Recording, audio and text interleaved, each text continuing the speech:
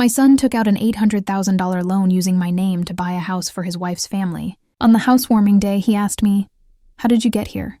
I pointed to the bailiff, and his face turned pale instantly. "Let me tell you everything. First, let me thank you for watching. Please subscribe and tell us where you're watching from in the comments. We might give you a shout-out in our next video. Today's special shout-out goes to Latinya Burke from Washington, D.C. Thank you for being part of our family. Now let me tell you everything. The phone rang at 7 in the morning. That's never good news at my age. I picked up the handset with shaky fingers, wondering if someone was hurt. Instead, I heard a cheerful voice from Meadowbank saying, "Congratulations on your new home loan of $800,000. My coffee cup slipped from my hands and crashed onto the kitchen floor. "Excuse me?" I whispered. "What loan?" The lady on the phone sounded confused. She said I had signed papers last Tuesday for a beautiful house on Maple Ridge, but I hadn't left my apartment in 3 days because of my bad hip. "There must be some mistake," I told the bank lady. "I'm 72 years old and I live in a small apartment. Why would I need such a big loan?" She put me on hold while elevator music played. My heart was beating so fast I thought it might stop. When she came back, her voice was different, more serious. She said all my papers were there, my social security number, my address, even copies of my tax forms. Someone had used my name to get enough money to buy a mansion. I hung up and stared at the broken coffee cup on the floor. I called my neighbor, Mrs. Chen. She's been my friend for 20 years, ever since her husband and my George died in the same month. "Someone stole my name," I told her, trying not to cry. "They took out a loan for $800,000.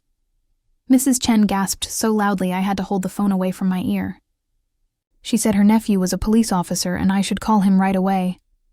But first, I needed to figure out who could have done this terrible thing. Only 3 people had copies of my important papers: my doctor, my lawyer, and my son, Marcus.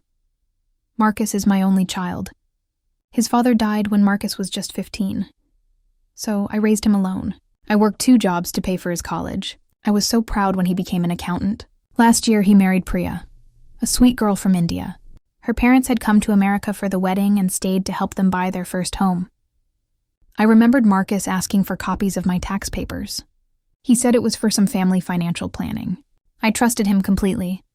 He was my baby boy. But now, sitting in my quiet apartment, I started to wonder if my trust had been a mistake. I decided to drive to the address the bank lady had given me. Maple Ridge was a fancy neighborhood where rich people lived in houses the size of my entire apartment building. Number 43 was a huge white house with a circular driveway and a fountain in front. There were moving trucks outside and people carrying expensive furniture inside.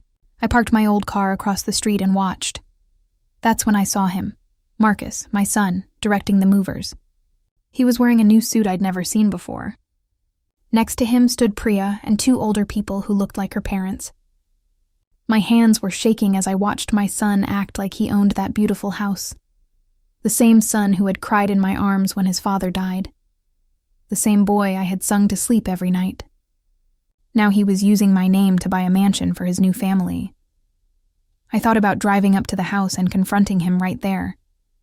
But something stopped me. Maybe it was the way he was laughing with Priya's parents. Maybe it was because I needed to understand what had really happened. I drove home in silence, my heart breaking a little more with each mile.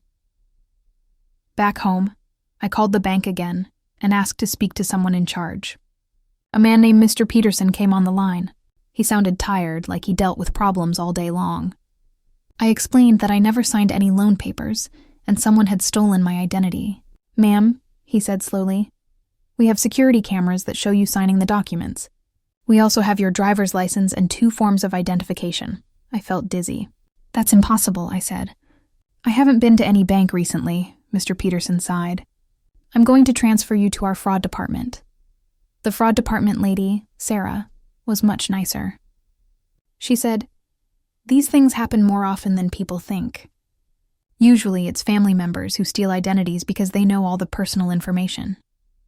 Sarah said I could file a police report and the bank would investigate. But she warned me it could take months to sort out. In the meantime, I would be responsible for the loan payments, $8,000 every month. My social security check was only $1 to $100. There was no way I could pay such a huge amount. I would lose my apartment and everything I owned. That night, I couldn't sleep. I kept thinking about Marcus as a little boy, how he used to bring me drawings from school and say they were pictures of our family, how he would help me count pennies when money was tight, how he promised to take care of me when I got old. I had saved every dollar I could to help him through college. I never bought new clothes or went on vacations. I lived in the same small apartment for 30 years so he could have a better life. And this was how he repaid me, by stealing my identity and risking my home. The next morning, Marcus called me. His voice sounded happy and excited. "Mom, guess what? We bought a house. It's amazing. You have to come see it." I gripped the phone so tight my knuckles turned white. "Did you buy it with a loan in my name?" I asked quietly. There was a long silence. Then Marcus laughed, but it sounded forced. "What are you talking about, Mom?" "You're being silly," but I could hear the nervousness in his voice. "The bank called me yesterday," I said. "They congratulated me on my $800,000 loan." Another silence. Then the line went dead. I sat by my phone for an hour waiting for Marcus to call back. When he didn't, I knew I had my answer. My own son, the boy I had sacrificed everything for, had stolen my identity to buy a mansion. I thought about all the times I had gone without, so he could have what he needed. The times I ate peanut butter sandwiches for dinner so he could have real meals. The winter I wore my broken coat, because his school shoes were more important than my warmth. And this was how he showed his gratitude, by putting me at risk of losing my home. I called Mrs. Chen and told her what had happened. She was so angry she started speaking Chinese, which she only did when she was really upset. "You call police right now," she said. "Your son is a criminal." But the thought of my own child going to jail made me feel sick. Maybe there was another way to handle this. Maybe I could talk to him and make him understand how wrong this was. Maybe he would transfer the loan to his own name and fix everything. I decided to wait a few days and see if he would call me first. A week passed with no word from Marcus. I barely slept and could hardly eat. Every morning I expected to find an eviction notice on my door. Every time the phone rang, I thought it might be someone demanding money I didn't have. Finally, I got an invitation in the mail. It was fancy paper with gold letters. Marcus and Priya were having a housewarming party at their new home. The same home bought with money stolen from me. At the bottom, in Marcus's handwriting, it said, "Hope to see you there, Mom. Love always." The nerve of that boy made me so angry, I tore the invitation in half. I called a lawyer named Mr. Rodriguez, who advertised on TV. He said he would meet with me for free to discuss my case. His office was in a strip mall next to a donut shop. Mr. Rodriguez was younger than Marcus, but he listened carefully to my story. "Mrs. Thompson," he said when I finished, "this is identity theft and fraud. Your son could go to prison for 5 to 10 years. The thought made my stomach hurt. "Isn't there another way?" I asked. "What if he just fixes the loan?" Mr. Rodriguez shook his head. "The damage is already done. You need to protect yourself." Mr. Rodriguez explained that I had two choices. I could file a police report and press charges against Marcus, or I could try to work things out privately and hope he would transfer the loan to his name. But he warned me that if Marcus refused to cooperate, I would still be stuck with the debt. "The bank doesn't care about family drama," he said. "They just want their money." I asked how much it would cost to hire him. He said $5,000 up front, money I didn't have. I left his office feeling more hopeless than ever. I decided to go to the housewarming party, not to celebrate, but to confront Marcus in front of his friends and family. Maybe public shame would make him do the right thing. I spent an hour getting ready, choosing my best dress, and doing my hair carefully. If this was going to be a confrontation, I wanted to look dignified. I practiced what I would say in the mirror. "Ladies and gentlemen, I'd like you to know that this beautiful house was bought with money stolen from me." My voice shook even during practice. The housewarming party was even fancier than I expected. There were valet parking attendants and servers carrying trays of expensive food. I had never seen such luxury in my life. The house was enormous, with marble floors and crystal chandeliers. Everything sparkled like a palace. I stood in the entrance hall, feeling small and out of place in my old dress. Other guests walked past me wearing designer clothes and jewelry that probably cost more than my monthly rent. I wondered how many of them knew that this party was paid for with stolen money. I found Marcus in the living room surrounded by friends and coworkers. He was telling them about the house's features like he was some kind of real estate expert. When he saw me, his face went pale. "Mom," he said, forcing a smile. "I'm so glad you came." I walked up to him slowly, feeling every eye in the room watching us. "Hello, Marcus," I said loudly enough for everyone to hear. "I need to talk to you about the $800,000 loan you took out in my name." The room went completely silent. Someone dropped a glass. Marcus grabbed my arm and tried to pull me aside, but I planted my feet firmly on the marble floor. "Mom, please," he whispered. "Not here. Not now." But I had been quiet long enough. "Tell me, son," I said in my clearest voice. "How did you manage to forge my signature on bank documents?" Priya appeared at Marcus's side, looking confused and frightened. Her parents were standing nearby, clearly not understanding what was happening, but sensing something was very wrong. The other guests started whispering to each other, and I could see some of them taking out their phones. "You're embarrassing me," Marcus hissed in my ear. "We'll talk about this later." But I shook my head. "No, Marcus. We'll talk about this now in front of all your friends. I want them to know what kind of man you really are." I turned to face the crowd of guests. My son used my identity to steal $800,000 from the bank. This beautiful house, this fancy party. It's all paid for with money that doesn't belong to him. The whispers grew louder. Some guests started moving toward the door. Priya's mother started speaking rapidly in another language. Even though I couldn't understand the words, I could tell she was upset. Priya translated, tears forming in her eyes. "She wants to know if it's true," Priya said to Marcus. "Did you really steal money from your mother?" Marcus looked around the room desperately, like a trapped animal looking for escape. "It's not stealing," he said weakly. "I was going to pay it back. Mom will inherit the house anyway when she—" He stopped, realizing what he had almost said, that he was counting on me dying so he could keep the house. I felt like someone had punched me in the stomach. My own son was planning to inherit my debt along with whatever small savings I had. He had calculated that I would die before the 30-year loan was paid off, leaving him with a free house. The coldness of it took my breath away. "You're waiting for me to die," I said, my voice barely a whisper. "That was your plan all along." Marcus tried to deny it, but the truth was written all over his face. Several guests had already left, and others were gathering their coats. Priya was crying now, mascara running down her cheeks. She said something to her parents in their language, and they immediately started walking toward the door. "Wait," Marcus called after them. "Please don't leave. I can explain everything." But they kept walking, their faces filled with shame and disappointment. I realized that Priya probably hadn't known about the stolen loan. She was as much a victim as I was. Her parents had raised her to marry an honest man, and instead, she had married a thief who stole from his own mother. "How could you do this to me?" I asked Marcus, tears running down my face. "I gave you everything. I worked 2 jobs to put you through college. I went without, so you could have whatever you needed, and this is how you repay me." Marcus looked around the nearly empty room. Most of the guests had left, unwilling to stay for such an uncomfortable scene. "I was going to take care of everything," he said desperately. "The loan payments, everything. You would never have to worry about money," but his promises sounded hollow after what I had discovered. "Take care of everything with what money?" I demanded. "You're an accountant, not a millionaire. How are you planning to pay $8,000 every month?" Marcus had no answer. He just stood there in his expensive suit in his stolen house, looking like the child he used to be when he was caught in a lie. I realized then that he had never planned to pay the loan himself. He had always intended for me to be responsible for it. Whether I lived or died, he would end up with a house, and I would end up with a debt. I pulled out my cell phone and dialed 911.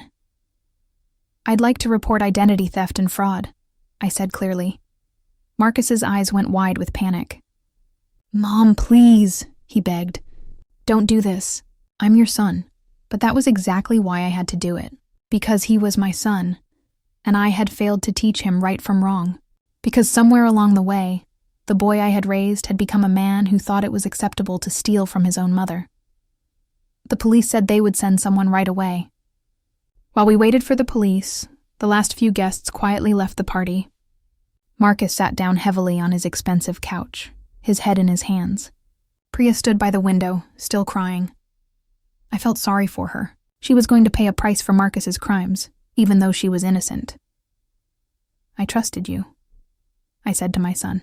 When your father died, I promised him I would raise you to be a good man. I failed. Marcus looked up at me with tears in his eyes. Mom, I love you. I would never hurt you on purpose. But he did hurt me. He hurt me in the worst possible way. He made me question everything I believed about my own child. The police arrived 20 minutes later. Officer Martinez was a kind woman who listened patiently while I explained what had happened. She asked Marcus to show her the loan documents, and he reluctantly brought them from his office.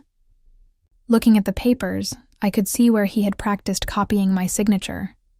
My own son had spent time learning to forge my name so he could steal from me. Officer Martinez arrested Marcus for identity theft and fraud. As she put handcuffs on him, he looked at me with such sadness that I almost told her to stop. But I remembered the $8,000 monthly payments I couldn't afford. I remembered that he had been willing to let me lose my apartment. I remembered that he had calculated my death into his financial planning. I'm sorry, Mom, he said as Officer Martinez led him to the police car. I love you. I wanted to say I loved him too, but the words wouldn't come. After the police left, I sat in that big house with Priya. She had stopped crying and was staring at the wall like she was in shock.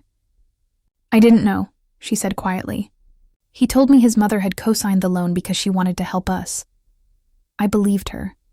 Marcus had lied to everyone, including his wife. What will happen now? She asked. I explained that the bank would probably take the house back. She and her parents would have to find somewhere else to live. Her American dream had turned into a nightmare because of my son's greed.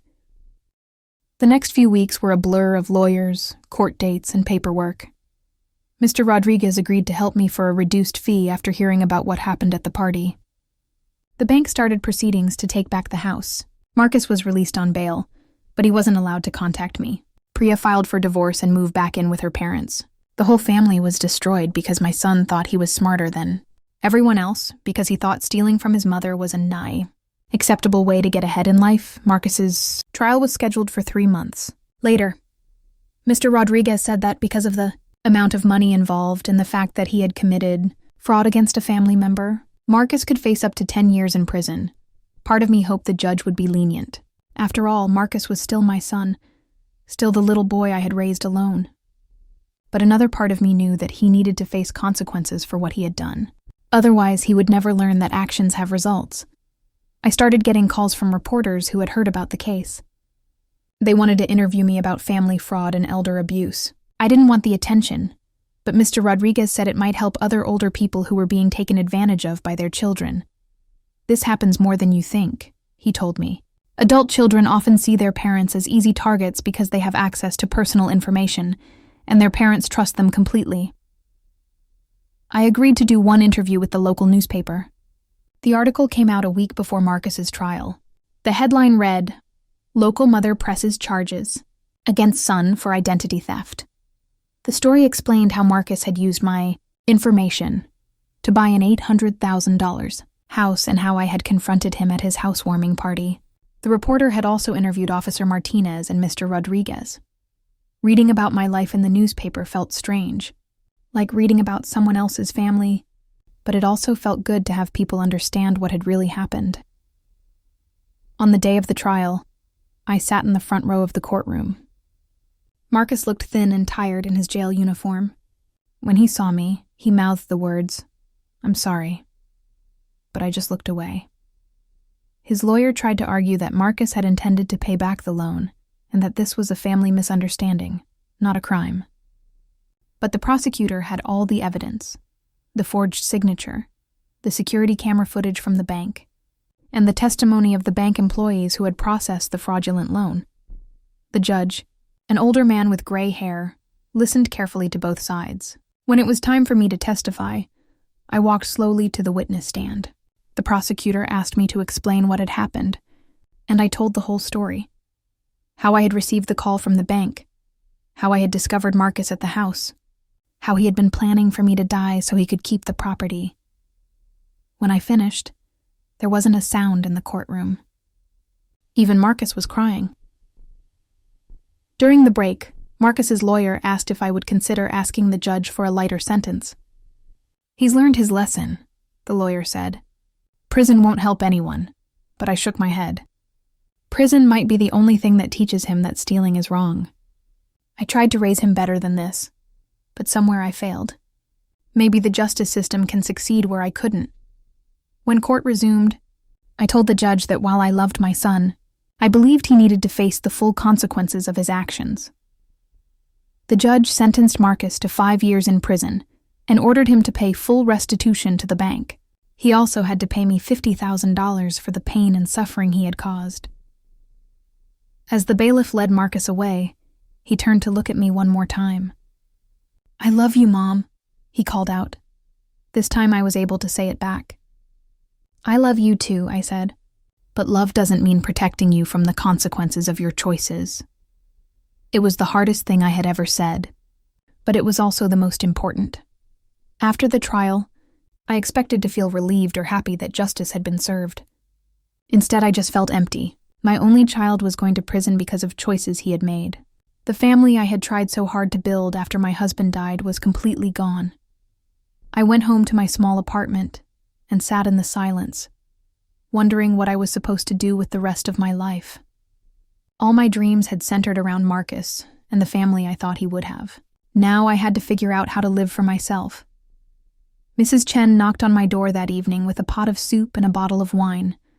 "We're going to have a party," she announced. "A party for what?"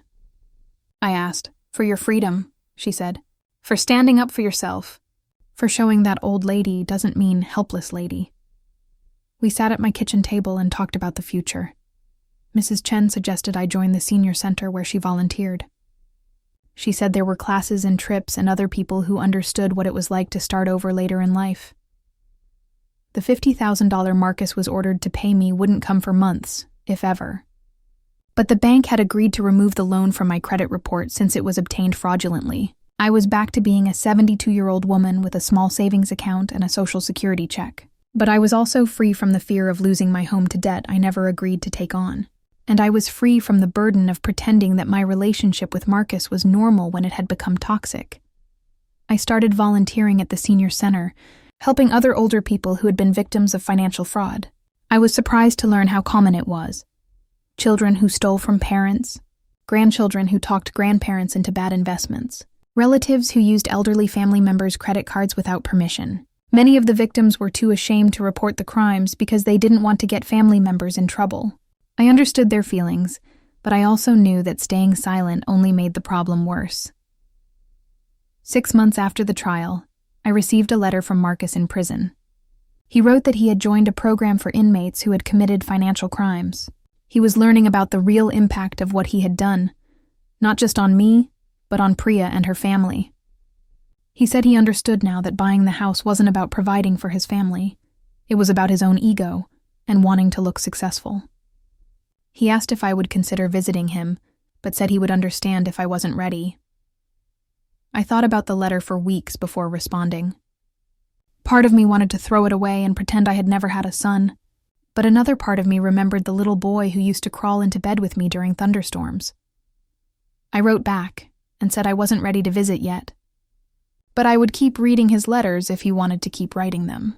I told him that rebuilding trust would take time, possibly years, and it would require him to prove through actions, not just words, that he had truly changed.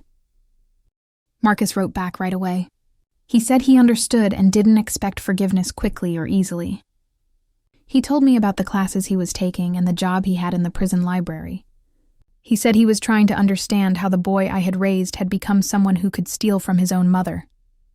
He promised to send me part of any money he earned in prison to start paying back what he owed me. It wasn't much, but it was a beginning. On my 73rd birthday, I did something I had never done before. I threw myself a party, not a big party, just Mrs. Chen and a few friends from the senior center. We had cake and wine and told stories about our children and grandchildren.